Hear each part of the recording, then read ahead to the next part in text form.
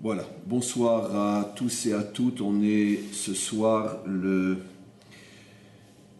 jeudi 19 novembre, on est le 7 qui se lève et notre rendez-vous, improvisé un petit peu sur le tard, mais je vois que grâce à Dieu, il y a eu une réaction rapide de la part de nombreux élèves, de nombreux auditeurs, et un peu partout dans le monde. Et en tous les cas, donc, on va commencer notre séminaire. Alors, à la différence des autres séminaires, bien que généralement dans un séminaire, comme vous le savez, ce n'est pas une conférence, ce n'est pas un cours, il y a déjà suffisamment de conférences et de cours sur le site, et ce n'est bien sûr pas le but. Le but est de vous laisser parler, me poser des questions et me permettre d'y répondre. Mais généralement, dans un séminaire plus classique, je prends la parole, on va dire une demi-heure, et puis après, c'est à vous de poser des questions.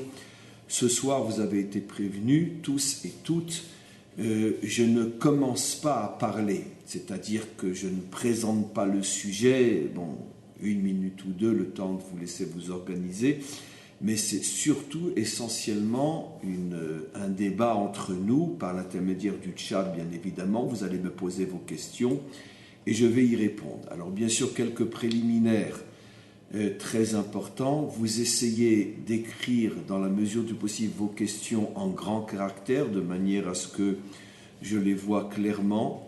Vous essayez bien évidemment d'écrire la question de la manière la plus claire possible, la plus concise aussi. Ce n'est pas la peine de s'étendre, parce que je vous dis d'avance, si je vois que la question fait 2 ou 3 lignes, je ne la lirai pas, c'est absolument impossible. Et donc une phrase claire, simple, de manière à ce que je puisse y répondre. Bon, j'imagine que vu le nombre de personnes déjà inscrites et celles qui sans doute vont venir encore, ça me sera pratiquement impossible, si tout le monde pose des questions, d'y répondre à tous, à toutes. Donc je vous demande, celles que je ne verrai pas ou celles qu'en les survolant, je ne lirai pas et je n'y répondrai pas, ne soyez pas vexés, formalisés.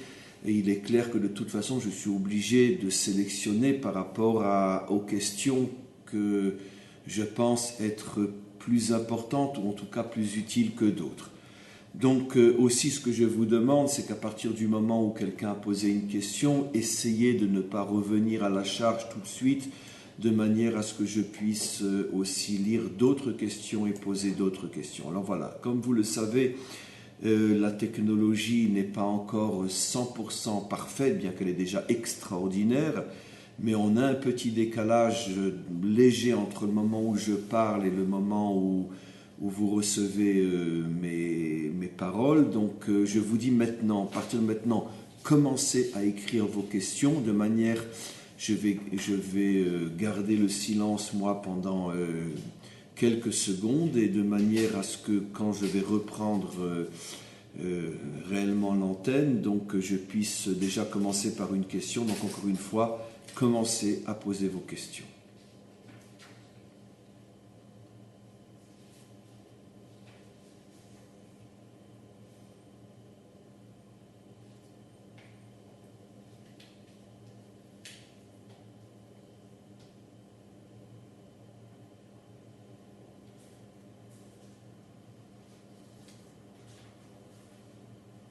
Voilà, alors donc la première question.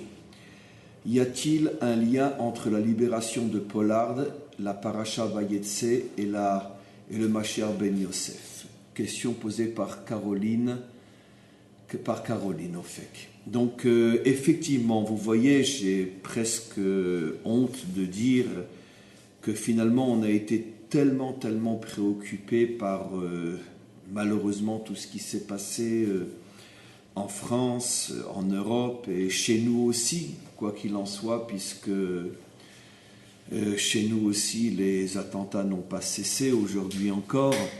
Donc finalement, si ce n'avait pas été le contexte, je pense qu'on aurait passé une bonne partie de la semaine à parler de la libération de Jonathan Pollard après 30 ans, demain. C'est demain qu'il sort, à la veille du Shabbat. C'est un événement extraordinaire.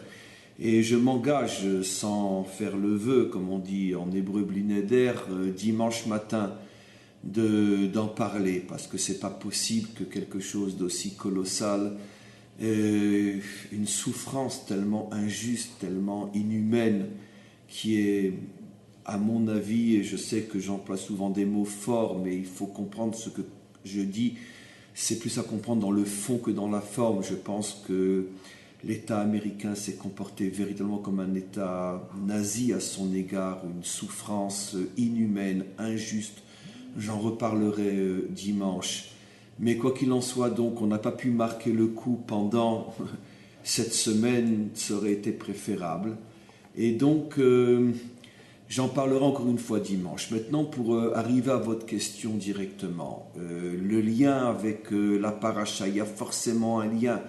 Il sort paracha Vayetse. Et donc, déjà, la paracha s'appelle Il est sorti.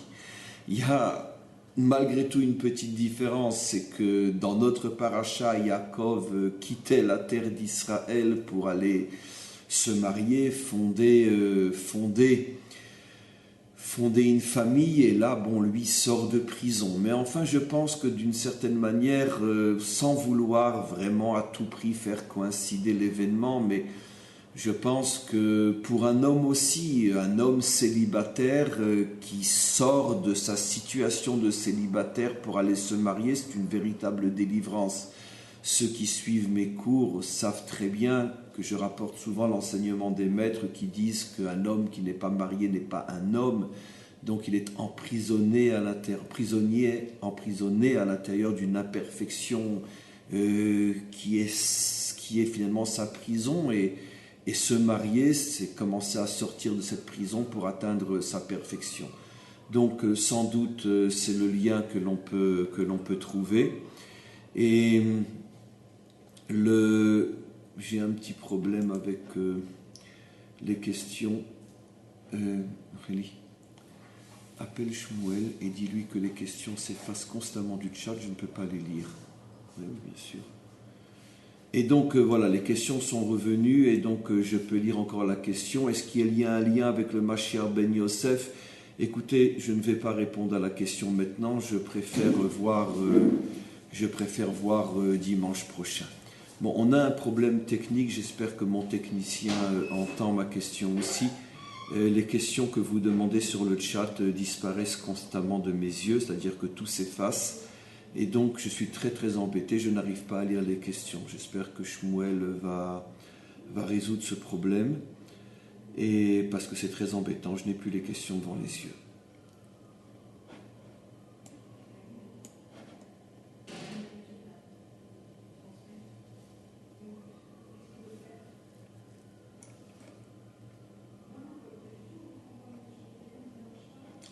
Voilà, il y a une autre question maintenant à laquelle je vais essayer de répondre. Anevia, terrorisme en France, le monde est solidaire, terrorisme en Israël, Israël est solitaire. Bon, c'est une remarque qui est très juste. On continue. Il sort avec un bracelet pour 5 ans. Ok, il n'y a toujours pas de question. Alors, bonsoir Raph. Peut-on dire que je vous en supplie, messieurs et mesdames, n'écrivez pas sur le chat si ce n'est pas une question, ça me dérange, ça me perturbe, ça me déconcentre, j'ai absolument besoin de ne lire que des questions. Merci. Alors, bonsoir Raph. Peut-on dire que la petite pierre est enfin tombée sur les pieds d'argile et de fer, la statue vue par Daniel et Nebuchadnezzar? Donc, vous faites allusion à cette prophétie à laquelle j'ai déjà consacré, je pense, de nombreux cours il y a fort longtemps, quoi qu'il en soit, l'année dernière c'est sûr, où on rapporte effectivement cette image donc utilisée par le prophète Daniel, qui, je rentre directement dans le vif du sujet, d'après tous nos commentaires, il s'agit donc de la statue représentant les différentes civilisations, les 4 exils d'Israël. Et le dernier exil d'Israël, encore une fois commenté par nos maîtres, c'est quelque chose d'extraordinaire, surtout que je me rappelle quand j'ai fait ce cours, j'ai bien précisé que tous les commentaires que je rapportais avaient été écrits il y a de très très nombreux siècles, voire même un millénaire ou plus. Et tous disaient que les pieds qui sont décrits par Daniel comme étant un mélange de fer, la civilisation, et d'argile, l'islam, faisaient donc allusion au dernier exil d'Israël où s'unirait d'une certaine manière, surtout à la fin de cet exil, s'uniraient Esav et Ishmaël afin de tenter une dernière fois, après que tous les autres représentés par les autres parties de la statue, après que tous les autres aient essayé en vain de nous faire disparaître, Esav et Ishmaël espéreront, c'est cette alliance, cette union entre le fer et l'argile, espérons pouvoir nous détruire. Et tout d'un coup, on voit donc sortir une pierre de nulle part qui fond et qui se jette sur les pieds et qui fait exploser la statue et qui la fait tomber. Alors, est-ce que les événements actuels peut-être signifieraient que la pierre a commencé à tomber? Je dirais oui, mais plutôt non, parce que d'après ma compréhension des choses, cette pierre fait allusion d'une certaine manière à la riposte, à la défense et en même temps l'attaque d'Israël contre Esav et Ishmaël. Cette pierre s'appelle dans nos commentaires Even Israël, la pierre d'Israël. Ce qui se passe maintenant, c'est plutôt le bâton d'Hachem, qui fait de toute façon partie du processus. En ce qui concerne ce bâton, il y a des centaines de versets dans les prophètes qui l'annonçaient, et nos commentaires par milliers qui, comme je l'ai déjà enseigné, et je l'ai déjà dit et redit, et encore une fois dit et redit, nos maîtres ont prévu depuis des siècles et des millénaires que finalement cette alliance entre Esav et Ishmaël se retournera contre eux-mêmes, ils finiront par s'entretuer les uns contre les autres, et c'est finalement ce qu'on voit se dérouler sous nos yeux. Et donc c'est absolument évident que c'est un bâton, c'est une... Si j'employais un langage religieux que je n'aime pas, mais c'est évident qu'il s'agit de la réaction d'Hachem. Comme pour dire à l'Occident, vous avez flirté, vous avez couché avec l'islam, c'est devenu votre maîtresse, mais comme toute maîtresse, elle finit par se mettre en colère et à cracher au visage de son amant.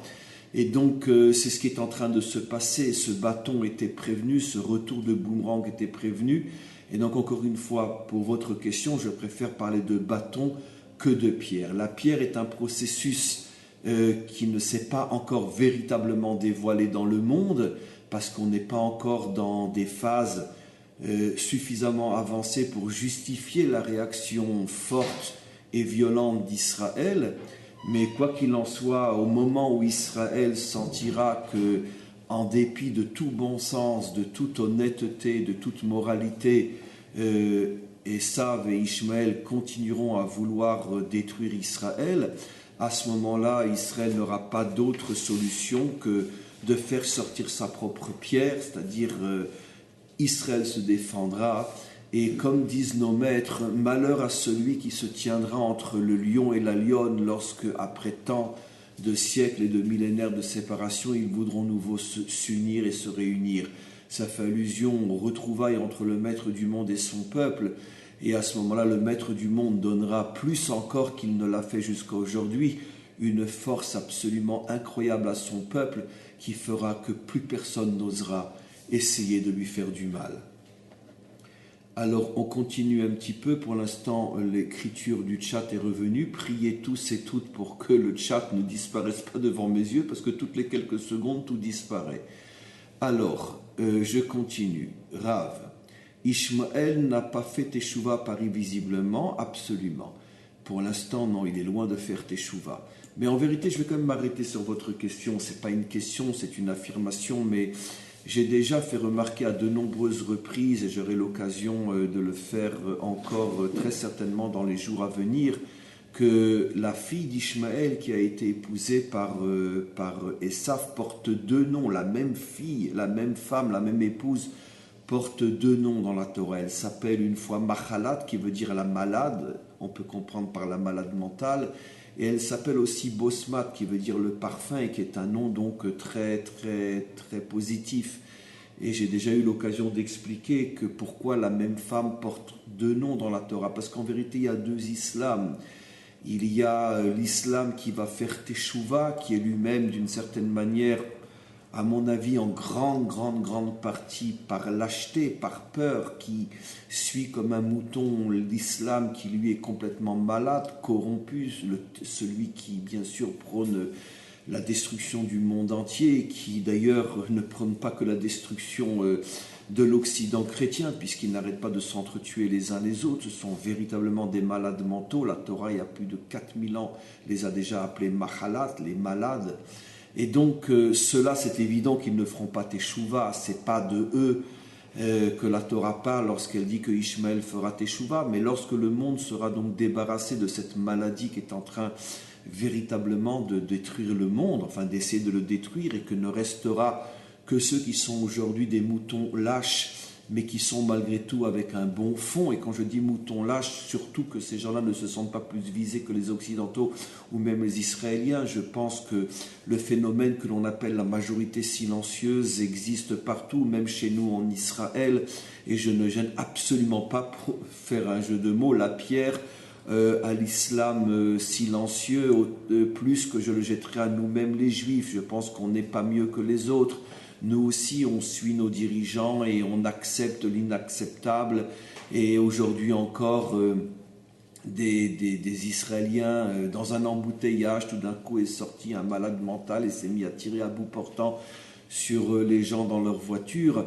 Nous aussi, on devrait se révolter et dire à notre gouvernement d'aïe, ça suffit, interdisez aux voitures palestiniennes ou aux Palestiniens de circuler sur les routes où la majorité est israélienne. À la rigueur, je veux bien comprendre et accepter que dans des endroits où la majorité est palestinienne, à la rigueur, bon, si un Israélien y va, d'une certaine manière, il prend un risque. Mais là, je parle de choses qui se passent dans des endroits où la majorité des gens qui circulent et qui sont dans les voitures sont des Israéliens. On devrait interdire ces routes-là à ces gens-là de peur qu'il se passe ce qui s'est passé encore il y a quelques heures.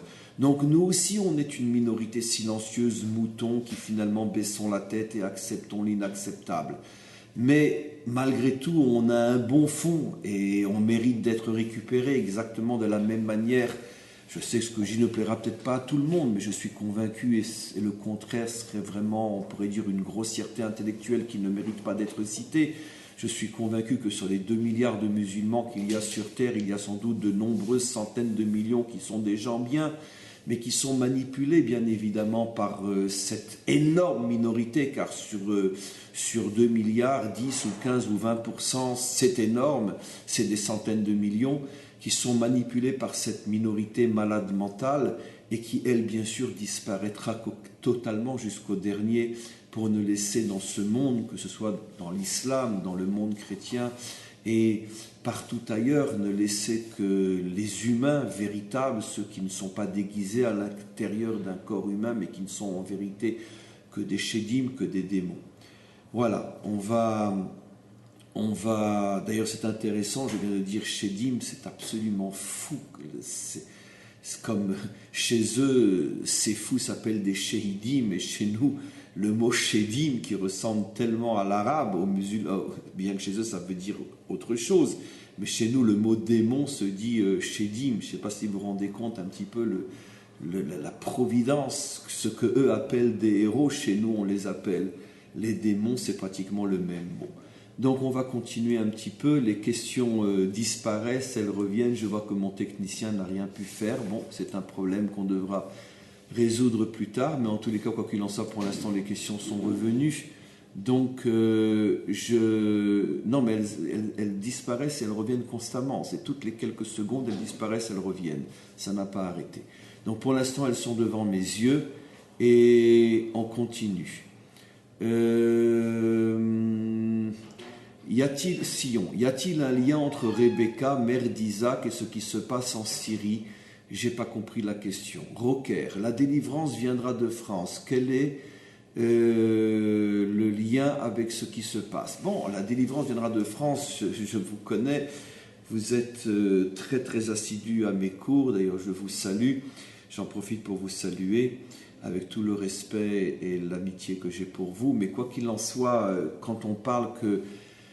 D'ailleurs, c'était dans la paracha de la semaine dernière, où Paratzta, et tu feras tomber toutes les limites. Non, dans la paracha de cette semaine, incroyable votre question, où justement dans le rêve de l'échelle, Dieu dit à Jacob, Paratzta, tu feras sauter toutes les limites, et nos maîtres font remarquer, le dernier qui en a parlé vraiment d'une manière très très large, longue et profonde, c'était le rabbi de Lubavitch qui fait remarquer que Ufaratsta est le même mot que Tsarfat, et il a énormément expliqué, surtout fondé sur l'une des prophéties à la fin du prophète Obadiah, comme quoi lorsque les Juifs de France reviendront en Israël, alors Vaïtal Hashem Amelucha, alors la royauté reviendra à Hachem. Donc, quand on dit la délivrance viendra de France, ça fait bien sûr allusion d'abord et surtout au retour des exilés juifs qui étaient en France. Le prophète Ovadia, vous pouvez le voir avec vos propres yeux, fait aussi allusion aux Sfaradim. Ça correspond tellement à notre réalité, car la grande 90% des Juifs de France qui reviennent en Israël sont des Juifs Sfaradim, dans la mesure où le judaïsme français ashkénaze a pratiquement disparu après la guerre. Et il ne s'est pas véritablement retrouvé, j'exagère, il en est resté pas mal de milliers, mais en tous les cas, rien à voir avec l'étendue et la puissance du judaïsme sfarade, donc d'Afrique du Nord, qui est passé par la France et qui revient maintenant en Israël. Et quoi qu'il en soit, c'est absolument incroyable que le prophète Obadiah fait à la fois allusion au retour des Juifs de France, mais qui sont en même temps des Juifs de Sfarad, donc d'Afrique du Nord. Quoi qu'il en soit, donc évidemment, on fait allusion au retour des Juifs de France, qui ont un rôle déterminant dans la délivrance finale. Et je pense que les choses se réalisent plus ou moins comme le prophète Obadiah l'a prévu. C'est vrai que sans entrer dans les détails, le judaïsme francophone a un rôle de choix et très très important dans l'avancée de la délivrance finale, que ce soit au sein même du peuple juif ou même des nations. Et donc, c'est peut-être aussi, car je devine ou je pense deviner ce qui se cache derrière votre question, c'est peut-être aussi la raison pour laquelle la France est toujours peut-être plus touchée que n'importe quel pays en Europe pour l'instant. Il y a eu Charlie Hebdo, il y a eu la tuerie à Toulouse, il y a maintenant le Bataclan. La France est aussi le premier pays en Europe qui annonce qu'il y a des risques d'attentats biologiques et chimiques. Et donc, ça ne veut pas dire que les autres sont protégés, mais en tous les cas, c'est vrai que la France, comme toujours, dans tous les domaines, reste un symbole de l'avant-garde dans le bien comme dans le mal. Alors sans doute, effectivement, c'est lié au fait que la France a, quoi qu'il en soit, un rôle déterminant dans l'histoire du monde. Si le maître du monde a choisi que le judaïsme francophone serait un des fers de lance de la délivrance finale, il est donc clair que c'est lié à la France, c'est lié à la culture, au tempérament français, au génie français. Et je peux vous dire en toute sincérité, c'est souvent et malheureusement et bêtement mal compris, quand des fois il m'arrive de parler du monde en général, des Européens, de l'Occident ou de la France, mes propos sont des fois un petit peu violents, mais en vérité, vous savez, c'est un petit peu comme une femme qui crie contre son mari, elle est tellement en manque que ses cris et sa colère, c'est un appel au secours. Ça veut dire redeviens ou deviens ce que j'attends de toi ou ce que j'ai reçu un jour et qui a disparu. Exactement de la même manière, lorsque je parle des fois d'une manière un petit peu emportée de la France, c'est aussi un petit peu un cri de colère. France, où es-tu? Parce que c'est un pays finalement dans lequel nous sommes nés. En ce qui me concerne, moi je suis né à Paris, donc je suis un vrai Français. J'ai baigné dans la culture française, je pense d'une certaine manière, je réfléchis, ma sensibilité vient de France. Et c'est évident que, quoi qu'il en soit, et nous avons une peine énorme à voir ce pays en train de couler, de sombrer, de disparaître, et de voir finalement la France se laisser finalement désidentifier, falsifier, et demain, dans 50 ans, la France aura disparu sur le plan ethnique, sur le plan culturel, et sur tous les autres plans. Et donc, en tous les cas, la France, la vraie France, celle qui peut-être un jour reviendra, cette vraie France a toujours joué un rôle extraordinaire dans l'histoire et dans l'avancée du monde. Et c'est pour ça que, comme je l'explique souvent dans mes cours, là où il y a quelque chose de très fort, il y a malheureusement aussi des forces contraires énormes pour essayer de nuire et essayer de détruire. Et c'est la raison pour laquelle donc la France est toujours d'une certaine manière plus touchée que n'importe quel autre pays en Europe. Et donc je continue, les questions disparaissent, reviennent, 10 questions maintenant. Bon, profitons de la seconde présente, les questions sont là. Vite. Frédéric, les nations vont-elles continuer à refuser de dire que nous vivons une guerre de civilisation? Pourquoi cet aveuglement? Ben, écoutez, je veux dire, là vous touchez une question magnifique qui nécessiterait des milliers d'heures de cours. J'en ai déjà bien sûr très souvent parlé de cette question. Les nations ne sont pas différentes d'Israël dans ce domaine-là. Je pense que l'Occident et chez nous, c'est des fois en attraper des rages et des colères qui sont inimaginables. Comment le gouvernement israélien, l'établissement israélien exactement, et peut-être pire encore que l'établissement mondial, occidental, se refuse à avoir le courage d'appeler les choses par leur nom. Et c'est comme le disait justement, quelqu'un me rappellera peut-être cette phrase magnifique de Camus, mal nommer les choses, c'est ajouter au malheur du monde. Mais quelle belle phrase! À chaque fois que je dis cette phrase-là, je suis transpercé, je vous dis franchement, par un frisson d'admiration. Mais quelle grandeur, quelle phrase! Il a tout dit. Il a tout dit. Dans cette phrase se cache tout le secret de l'histoire humaine. Et donc, mal nommer les choses, c'est ajouter au malheur du monde. Et c'est d'ailleurs exactement ce que j'ai expliqué pas plus tard que hier, avant-hier. C'est ça, oui, dans mon cours de mercredi, la force de Ésaü, de Esav, c'est qu'il trompe avec sa bouche. Comment il trompe avec sa bouche? En faisant exprès de mal nommer les choses, en donnant des noms qui sont faux. L'exemple le plus classique, c'est que tous les journaux en France ont parlé de l'horreur, de l'attentat, de criminels, de ces terroristes sans âme, ce qu'ils ont osé faire dimanche dernier. Mais je vous signale que c'est exactement les mêmes, c'est le même profil que ceux qui, comme cet après-midi, sortent d'une voiture et tirent sur des hommes, des femmes et des enfants à bout portant qui sont coincés dans un embouteillage. C'est les mêmes, ils ont le même sourire, ils sont nés d'une même mère et ils ont la même religion et ils sont exactement identiques. Il n'y en a pas, les uns ont des sabots de diable et une queue cachée dans leurs pantalons et les autres sont des humains, c'est les mêmes. Pourquoi donc chez vous ils sont appelés des terroristes et chez nous ils sont appelés des militants? Ça veut dire, et ça va une force maléfique inimaginable. Parce qu'évidemment, qui dit militant dit donc cause, on milite pour une cause, et donc automatiquement, on peut aller même plus loin. Je veux dire, la presse française, constamment, à chaque fois qu'il y a un attentat et qu'elle peut le dire, elle ne manque pas de souligner que c'est bien sûr dans les territoires occupés. Je veux dire, bon, ceux qui écoutent mes cours savent à quel point c'est une fumisterie, mais rien que pour ça, je veux dire, quand tous les journalistes européens et mondiaux seront en enfer, je le dis de manière pour m'amuser, il n'y aura plus de place pour nous grâce à Dieu, donc au moins leur présence là-bas nous protégera, nous d'y rentrer, parce que ça sera complet, rien que les journalistes. Pourquoi je dis ça? Parce que c'est un crime intellectuel et un crime verbal, parce que dans ce cas-là, je pourrais dire la même chose en Europe. Je pourrais dire très bien aussi que finalement, ces attentats, il faut les comprendre, c'est une population, donc, je ne vais pas parler de moi de territoire occupé, mais je vais donc dire quelque chose qui a la même sournoiserie, qui sous-entend que bon, on peut les comprendre, hein, on peut. Donc je comprends, vous comprenez, ces gens-là sortent des cités, ils n'ont pas d'avenir, ils ne se sentent pas avoir les mêmes droits qu'un jeune Français, chrétien ou Français véritablement. C'est un appel au secours. Mais j'ai vu ni Le Monde, ni Libération, ni aucun journal parler de cette manière-là. Ce sont de sales ordures terroristes, un point c'est tout. Mais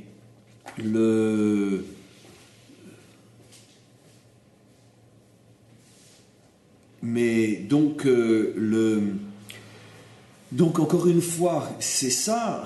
Et quand il s'agit de chez nous, donc dès qu'on a dit ce sont des gens des militants dans les territoires occupés, donc c'est tout juste si on ne se demande pas, ben, dommage qu'ils n'en ont fait crever que 3 ou 4, hein, ils pourraient en faire crever des centaines, les pauvres. Mais quand c'est en France, non, ce sont des terroristes. Alors qu'on pourrait trouver aussi toutes sortes de théories insane et grossière pour justifier l'injustifiable. Donc, je pense que... Alors, chez nous, bien sûr, c'est quand je dis que chez nous aussi ça se passe, parce que chez nous aussi, constamment, les journaux, la presse, les dirigeants, c'est une minorité, il ne faut pas faire d'amalgame, comme chez vous d'ailleurs. Il ne faut pas faire d'amalgame, il ne faut pas ci, il ne faut pas ça, et non, il faut faire une différence entre... Et bref, le monde se refuse aujourd'hui, le monde occidental dont fait partie à part entière Israël, se refuse par lâcheté, par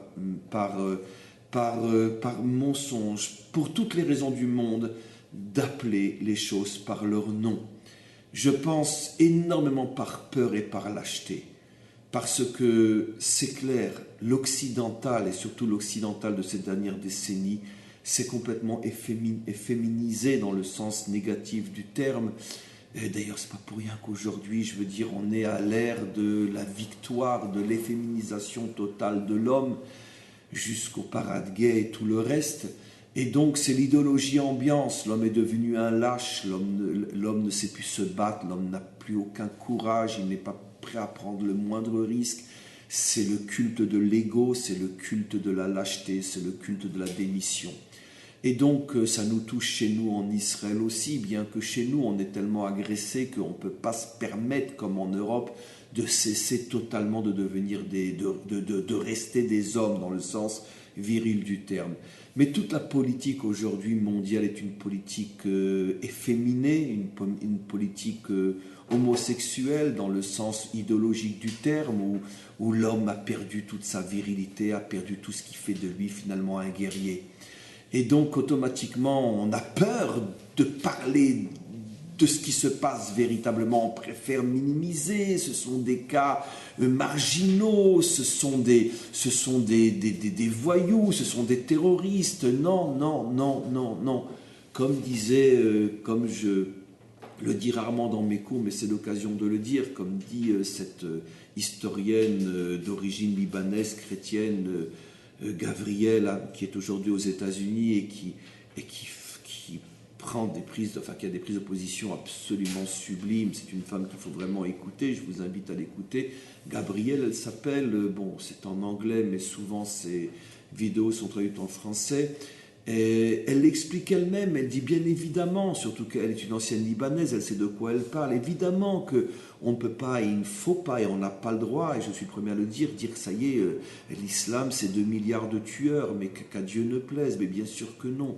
Mais le problème c'est que comme elle explique, même si c'est 20% de fous, et ce problème c'est que le pourcentage ne cesse de grossir, même si c'est 20% de fous, sur 2 milliards, ça fait quand même pas mal de monde, c'est pratiquement un pays, une grande puissance. S'il y a 20% sur 2 milliards de terroristes, c'est un pays, c'est l'une des plus grandes armées du monde. Donc, et comme, bien sûr, comme on le sait, les monstres profitent toujours de la majorité silencieuse pour faire ce qu'ils veulent faire, et donc automatiquement, on est loin d'être sorti d'affaire. Donc, automatiquement, évidemment qu'il ne faut pas généraliser, mais dire qu'il y a aujourd'hui véritablement un conflit de civilisation, un conflit de religion, et parce que l'Occident chrétien ou parce que Israël refuse d'appeler les choses par leur nom, ça nous affaiblit. C'est déjà 3/4 de notre mort qui est signée par le fait qu'on n'a pas le courage de parler d'une véritable guerre. Alors moi, ce que je pense qui va se passer, c'est que de toute façon, l'horreur est loin de cesser. Et c'est sûr et certain qu'on va en arriver aussi à des attentats biologiques, chimiques, et on n'est pas loin d'un attentat nucléaire, car Daesh l'a déjà dit, et Daesh ne ment pas, n'a jamais menti et ne mentira jamais. Daesh a prévenu déjà le monde entier qu'ils vont faire un attentat nucléaire. Et donc aujourd'hui des petites bombes qui peuvent tuer 300 ou 400 ou 500 000 personnes, des petites bombes nucléaires qui peuvent peut-être tuer plus, ça se transporte dans une valise aujourd'hui. Donc je pense que quand finalement l'Occident aura atteint pratiquement les limites de l'enfer, à ce moment-là l'Occident sera obligé de se réveiller. C'est la fameuse dernière phase finale de la guerre de Gog et Magog, où effectivement, je veux dire, la riposte occidentale va être féroce, car ils vont retrouver leur virilité, ils vont retrouver leur esprit guerrier. D'ailleurs, qui était la bénédiction de Esav, tu vivras sur ton épée. Je ne voudrais pas ouvrir une parenthèse douloureuse, mais je n'ai cessé de le dire. En vérité, le christianisme a complètement dénaturé, on pourrait dire, la mentalité occidentale. Le christianisme a efféminisé l'Occident et l'a donc fragilisé et l'a rendu incapable de se battre comme il devrait et pourrait le faire, vu sa nature, parce que nos maîtres nous ont toujours prévenus que Esav, c'est un guerrier. Donc pourquoi est-il à ce point lâche aujourd'hui ? Donc je pense que le christianisme y est pour énormément, des millions, des centaines de millions d'hommes et de femmes dans le monde le disent et l'ont dit avant moi, ont écrit et en parlent et en sont parfaitement conscients. Je pense que ce que l'Occident doit d'abord faire, c'est de se débarrasser de ce qu'il y a de négatif dans le christianisme, parce que je n'ai pas dit que tout ce qui est chrétien est négatif pour les chrétiens, pour l'Occident, je ne parle pas pour un juif bien évidemment. Et je pense qu'il y a un grand nettoyage à faire au sein même de la pensée chrétienne, et afin de redonner à l'Occident sa véritable dimension guerrière, pour qu'elle puisse à ce moment-là montrer à l'islam radical qu'elle n'a aucune chance de mettre à genoux l'Occident. Mais malheureusement, ça va prendre encore du temps, ça va nécessiter encore de très très très nombreuses victimes, et seulement après, je pense qu'arriveront au pouvoir en Occident de véritables guerriers qui seront capables de mettre à genoux jusqu'à détruire l'islam radical. On va continuer.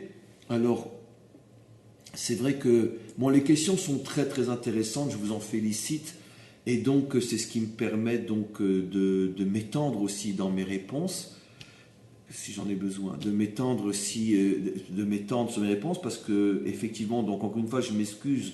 C'est évident que tel que c'est parti, je ne pourrai pas répondre à toutes les questions, mais d'un autre côté, quand je sens qu'une question est vraiment, vraiment utile, comme celle à laquelle je viens de répondre maintenant de Frédéric, c'est la raison pour laquelle je m'étends un petit peu.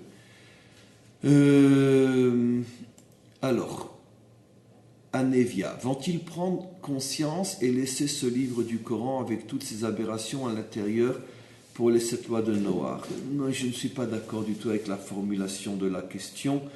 Dans toutes les religions et dans tous les livres, on peut trouver, si on le lit à un premier niveau et si on ne fait pas l'effort de creuser, on peut trouver des aberrations.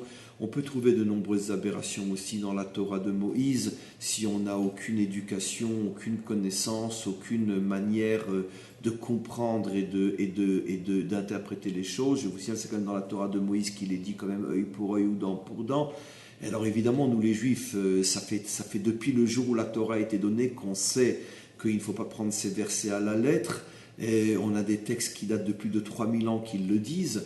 Et donc, nous les Juifs, on est les seuls, parce qu'on est les seuls à comprendre notre Torah, à toujours avoir su que œil pour œil et dent pour dent n'est pas à prendre à la lettre. Mais d'un autre côté, ceux qui ne sont pas Juifs et qui n'ont pas notre tradition, surtout jusqu'à ces dernières décennies où le monde non juif n'avait aucune possibilité d'accéder à notre connaissance, nos clés et nos décodages, ce n'est que tout récemment que le monde juif peut justement voir la Torah comme les Juifs le voient, grâce à des sites internet ou des livres traduits.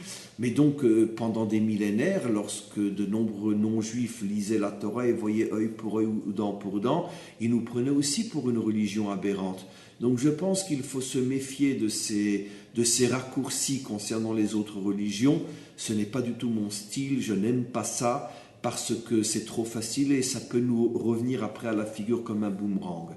Donc laissons le Coran de côté, et le problème n'est pas le Coran, le problème c'est véritablement les hommes, et les hommes sont fous, les hommes sont méchants, les hommes sont monstrueux, Et malheureusement, cette religion qui se réfère au Coran, je pense qu'elle compte aujourd'hui et peut-être jamais auparavant dans l'histoire, je pense qu'elle compte aujourd'hui le plus en nombre d'hommes qui se réclament, d'hommes et de femmes qui se réclament de cette religion et qui l'ont complètement falsifiée, dénaturée et monstruosisée.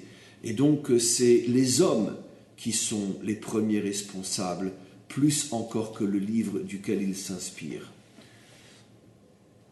Alors, on va continuer. Bonsoir. Concernant le fait que les États-Unis se sont... Ah, le texte a disparu.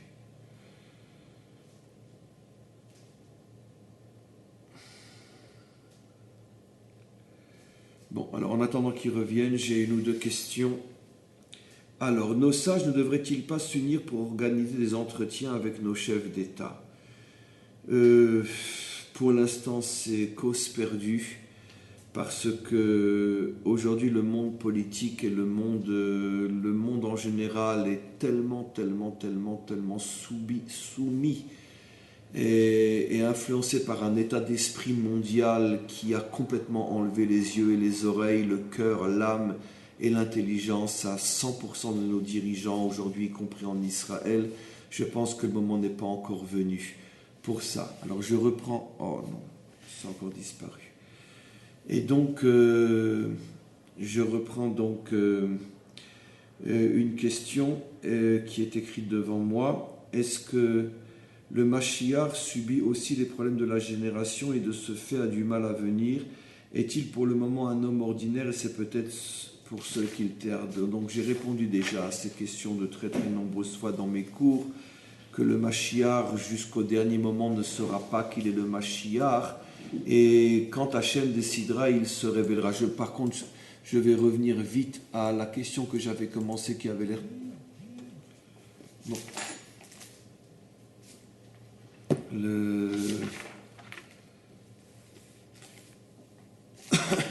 Les questions ont disparu pour l'instant. C'est de pire en pire. Et donc,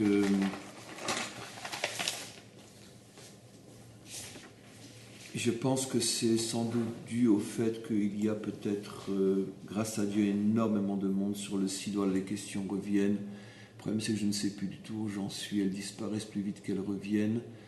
Et donc, est-ce que... Voilà, je lis la question. Bonsoir. Concernant le fait que les États-Unis sont servis de Daesh pour diriger le monde, puisque les États-Unis sont complices, Daesh contrôle-t-il tous les États avant Mashiach? Voilà. Bon, donc vous revenez à une question que j'ai déjà traitée sur la complicité entre le monde ou les États-Unis avec effectivement les mouvements terroristes. Bon, ces sujets sont déjà largement traités dans mes cours récents, ceux de cette semaine. Donc, pour pouvoir voir des choses plus nouvelles, je préfère continuer. Donc, on continue. Est-ce que le Mashiach, je viens de la lire, pourquoi y a-t-il qu'à Jérusalem que le partage sur les autres? Alors, on continue. Comment se préparer au mieux à la période qui s'annonce? Alors, comment se préparer au mieux à la... Alors, je suis arrivé à la question, comment se préparer au mieux, Julie, la question. Comment se préparer au mieux à la période qui s'annonce? Écoutez, je pense qu'il faut s'accrocher très fort à des maîtres authentiques. Je pense qu'il faut s'attacher très fort à des enseignements qui d'abord ont le mérite de décrire les choses et de les appeler par leur nom. C'est fondamental parce que on subit une telle désinformation volontaire, voulue, dans le but de complètement nous avilir et nous transformer d'abord transformer notre cerveau en esclave pour après amener tout ce qui restera de l'humain à l'état d'esclave véritablement, et tout y contribue. C'est pas seulement la presse, c'est pas seulement les informations, bien sûr la bouche du serpent aujourd'hui c'est la presse internationale, y compris chez nous en Israël. Il n'y a pas de différence, tous nos journaux sont véritablement une souillure intellectuelle inimaginable. Et donc, il y a une volonté réellement de réduire à néant tout sens critique, toute compréhension réelle et profonde des choses. Donc, c'est la raison pour laquelle il faut absolument s'attacher à ceux qui restent encore dans ce monde et qui ont le courage de dire et de parler. En France, par exemple, vous avez un homme comme Guy Millière qui est quelqu'un de remarquable, qu'il faut suivre, qu'il faut écouter. Parce que ces prises de position sont très importantes. C'est un des rares qui a encore des yeux pour voir et des oreilles pour entendre. Et ainsi de suite. Donc d'abord, première chose, essayez le moins possible jusqu'à réduire pratiquement à zéro notre connexion avec les médias, avec la presse internationale, etc. Parce qu'elle est véritablement au service de la destruction de l'intelligence humaine. Mais il n'y a pas que ça. Tout est aujourd'hui calculé dans un esprit de destruction du monde. Les séries américaines, 99% des films aujourd'hui, mais surtout les séries. Les séries, sachez que c'est une invention pensée pendant des années. Toutes les séries qui sont aujourd'hui, d'ailleurs qui captivent le plus, ça a pour but uniquement de filtrer, d'infiltrer des messages extrêmement sournois, afin de capter de capturer la conscience et l'intelligence des gens. Alors c'est justement parce que c'est tellement captivant, tellement bien fait qu'on n'arrive pas à s'en sortir. Et il y a plusieurs centaines de millions de gens aujourd'hui qui ne vivent que pour demain la suite de la série. Donc déjà se déconnecter de toute l'officialité du message mondial, toutes ses formes, se connecter de toutes ces forces aux quelques messages authentiques qui restent aujourd'hui encore dans ce monde. Et quoi faire encore? Se renforcer bien sûr dans une foi authentique, dans le maître du monde, telle que cette foi est transmise par des maîtres authentiques. Et essayer d'être le plus propre possible, de vivre véritablement avec des valeurs qui sont le couple, qui sont la famille, qui sont la propreté dans sa vie, sa propreté dans les mœurs. Toutes ces choses-là sont les choses qui nous permettront de tenir. Beaucoup plus, je ne vois pas trop, parce que c'est déjà tout un programme très très important. Mettre beaucoup de morale, de foi, de propreté dans sa vie. Et tout ce que j'ai expliqué, c'est déjà quelque chose d'énorme. Alors, on va continuer. Il y a une autre question. Le chat a à nouveau disparu. Et donc on continue. Si le Shalom Bayit dans les familles est le noyau de l'atome universel, ne faudrait-il pas accélérer l'harmonie interactive entre père, fils, belle-mère, belle-fille en cours, etc. Oui, je pense que si vous suivez mes cours, vous savez donc que je ne loupe pas pratiquement, il n'y a pas un cours où je ne loupe pas l'occasion, si c'est possible, et même des fois quand ce n'est pas possible, je vais le chercher. Je ne loupe pas l'occasion de ramener bien sûr l'importance du couple, de la famille, etc. Je pense que surtout dans mes cours concernant l'actualité, je reviens toujours à la case départ qui est le couple. D'ailleurs, dans mes activités avec les Bnei Adam, j'ai lancé ce projet aussi. J'en profite pour ceux parmi les Bnei Adam qui sont présents de leur dire je devais faire une intervention cette semaine que je n'ai pas fait. Mais d'un autre côté, vous comprenez tous et toutes qu'on est tellement accaparés par d'autres problèmes qui touchent aussi le monde et donc les Bnei Adam que donc automatiquement, d'une certaine manière, dans d'autres cours, on continue à construire aussi la dimension adamique.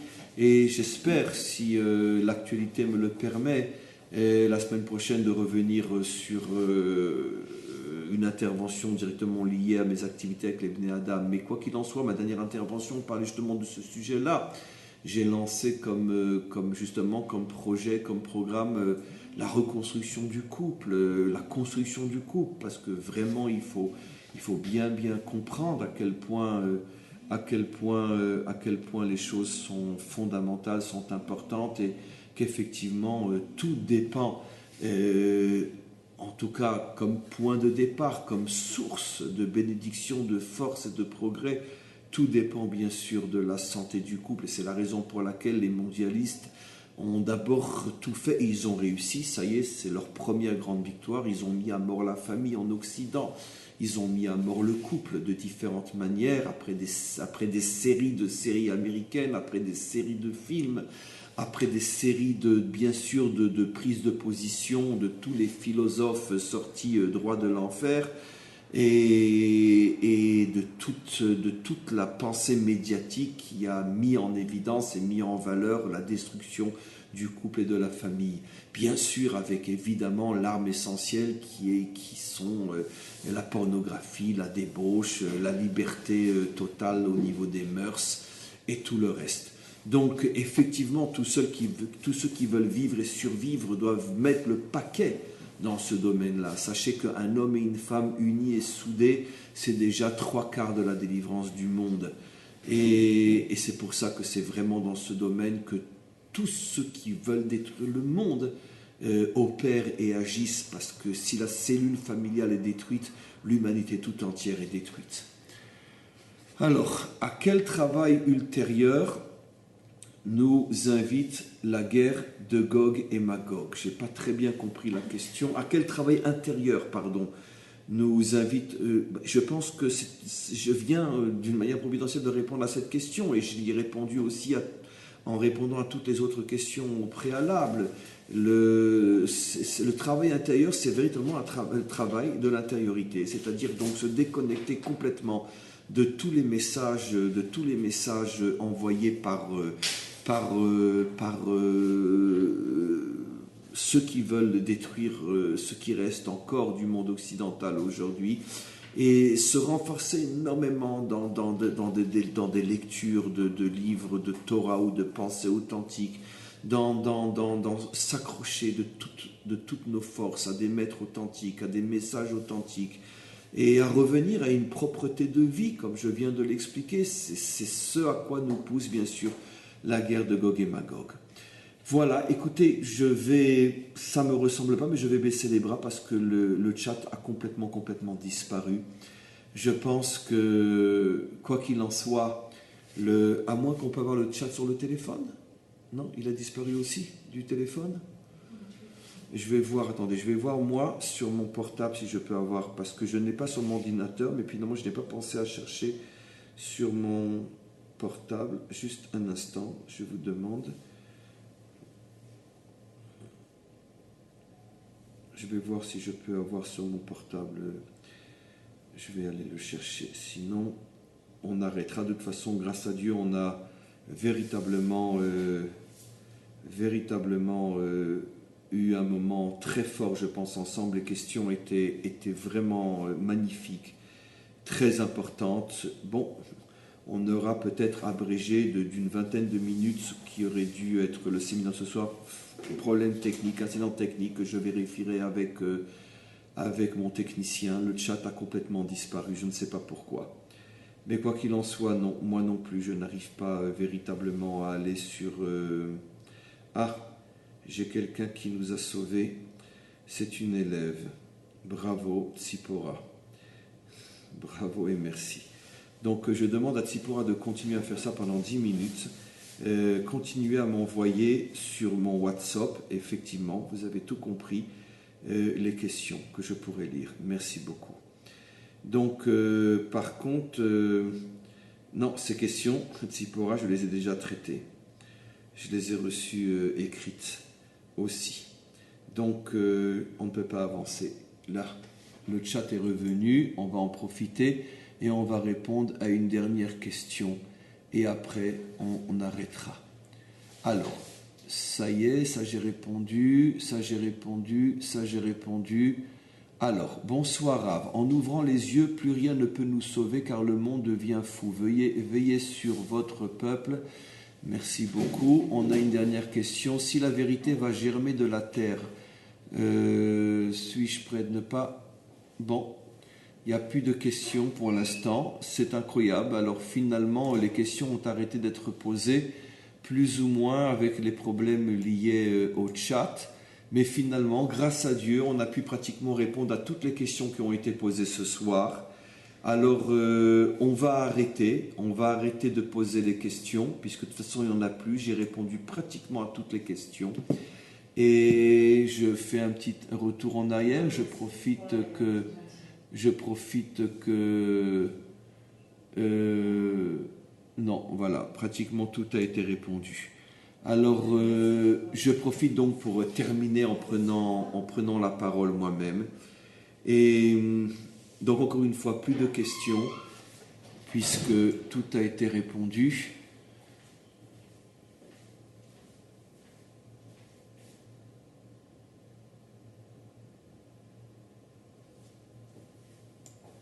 Non, on ne dira jamais, cher ami, que puisque le Mashiach n'est pas encore venu, il ne viendra jamais. Vous inquiétez pas. Le Mashiach est dans ce monde depuis fort longtemps et c'est lui qui nous attend. Ça fait longtemps que c'est plus lui qui nous attend. Il attend de voir que le monde est préparé et croyez-moi, quand il saura et sentira que le monde est préparé, vous serez surpris de voir qu'il était là au moment même où vous posiez cette question. Mais quoi qu'il en soit, je veux donc conclure en disant que finalement, bien sûr, le message final est un message de force, un message d'espoir, qui est la conclusion que vous avez plus ou moins, que vous m'avez amené à expliquer. On a les moyens de s'en sortir. Encore une fois, nous ne sommes pas le bon Dieu et personne ne peut parler à titre individuel sur telle ou telle personne. Je parle du monde en général. Bien évidemment que le monde va s'en sortir. Bien évidemment que personne ne pourra contrecarrer le plan divin qui est le dévoilement final de la vérité vraie pour la grande majorité des humains. Finalement, comme je l'ai dit des dizaines de fois dans mes cours, le monde depuis toujours est dominé par une petite minorité, qui sont peut-être quelques millions, mais qui sont une minorité par rapport à 7 milliards. Le problème, c'est que, encore une fois, notre grand défaut à nous, la majorité, c'est que nous sommes victimes d'une certaine manière d'une puissance maléfique, même si elle est minoritaire, qui a l'argent, qui a le pouvoir, et qui surtout surfe sur la nature humaine qui est la peur, la lâcheté et finalement le silence, la majorité silencieuse. Mais d'une certaine manière, c'est le seul aspect positif de la souffrance, c'est qu'il y a des limites jusqu'où l'homme et surtout la majorité est prête à souffrir. Il va très vite arriver un moment où la majorité va dire ça suffit et la majorité va se réveiller et la majorité s'apercevra qu'il lui suffit tout simplement de lever le pied pour écraser la tête du serpent qui n'est pas grand-chose face à cette majorité de milliards d'hommes et de femmes qui vont se réveiller et prendre le pouvoir enfin pour construire un monde meilleur. Alors pour l'instant, bien sûr, tous les fous et les monstres en profitent, comme Hitler en a profité en Allemagne, comme Staline en a profité en URSS, et comme aujourd'hui les fous et les milieux terroristes en profitent. Ils surfent sur notre lâcheté, sur notre silence, sur nos craintes. Mais quoi qu'il en soit, ils ne se rendent même pas compte qu'ils sont en train d'amener le monde finalement à ses extrémités. Et quand le monde sera véritablement dos au mur et qu'il ne pourra plus reculer plus loin, le monde va se réveiller et à ce moment-là, j'aimerais pas être à la place de cette minorité monstrueuse qui se fera véritablement écraser, exterminer jusqu'au dernier par cette majorité d'hommes et de femmes revenus à la conscience, revenus à la force, revenus à ce qui fait de nous de véritables êtres humains, le courage, le don de soi, et cette dimension guerrière mise au service du bien que malheureusement l'humanité a perdu depuis des millénaires, mais que nous allons retrouver Be'ezrat Hashem, et ça sera à ce moment-là la délivrance finale. À tous et à toutes, je vous souhaite beaucoup de force, beaucoup de courage, et nous continuons ensemble à nous renforcer pour nous préparer à la délivrance finale. Amen, Vechen Yeratzon. Merci d'avoir été si nombreux ce soir. Merci pour vos questions qui étaient véritablement extraordinaires et je pense que ce séminaire véritablement va apporter énormément à tous ceux qui vont l'écouter par la suite car il sera très prochainement, j'espère d'ici dimanche, il sera donc en ligne. Une très très bonne fin de semaine, à bientôt à vous tous et à vous toutes.